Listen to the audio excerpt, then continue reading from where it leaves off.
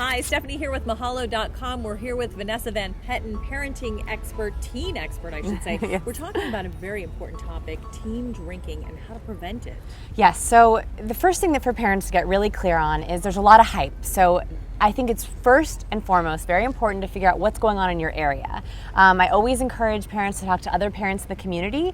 You know, if you can be friends with your child's friends' parents, that's a great way to sort of gauge what's going on. And also talking to the school counselor, you know, dropping a line to teachers and saying, you know, have you heard of anything, or what do you think's going on for this 9th grade class, or, you know, in this area, because it's different in every area. I think that's really important. And second is to actually talk to your kids about this. And I know it can get a little nerve-wracking. Parents go, I don't want to talk to my kids about that. But just sit down and say, look, I know this is an awkward topic, but I think that we should just talk about it. You know, have you seen anything? Have you heard anything?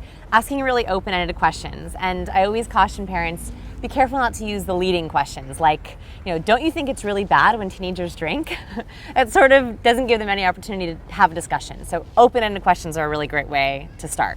Does it also start, though, from the time they're little? I mean, at what age should you start addressing some of the more sensitive topics like drinking? Okay, so that's a good point. I think that you want to make sure that you're not starting too young, but I also think it's great to use teachable moments. So for example, if you have, you know, a teenager, you know, 8 to 11 or 8 to 12, to sort of use moments that come up in real life. Like for example, you go to a wedding and everyone gets a glass of champagne, you know, and you say, well, is this a celebration? Should we be drinking? Well, your dad's driving. And talking about the issues on a very casual level from a young age, it sort of implants that, okay, I have to think through these actions. I have to think through when this is appropriate. And also, it's a great way for them to say, oh, I was wondering, I heard at school someone said, that's great, because it's not as full of pressure as like sitting in a car and having the talk. Right, absolutely. Another thing, you know, we were all teenagers once.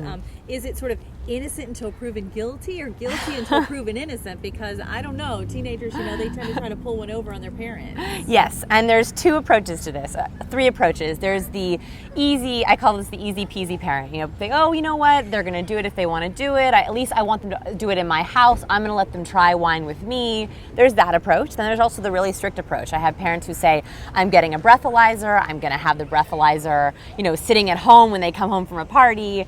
Then I like the middle of the road approach, where you say, look, I could be doing that. You sit down with your kid. I don't want to have to buy a breathalyzer. I also don't know how comfortable I feel with you drinking underage, because it is illegal. So I think that, you know, just to make sure that you're taking that middle of the road approach and really listening to what your kid is saying. Yeah, absolutely. And you know, knowing though as well that they probably may experiment. A little bit. And you know, that's okay. And what I always say to parents is, okay, if they experiment a little, the most important thing is that they always feel like they can call you if they get into a sticky situation. And number 2, that they do not drive.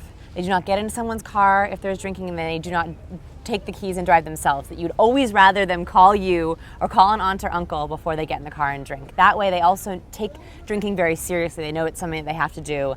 They don't just play around with it. Yeah, absolutely. Well, Vanessa, thank you so much. Those are some great steps and great advice when it comes to teenage drinking. Thank you. And if you'd like more information about any of the topics discussed, you can click on any of the links you see here. You can also subscribe to Mahalo Parenting or send us an email at requests@mahalo.com. Thanks for watching.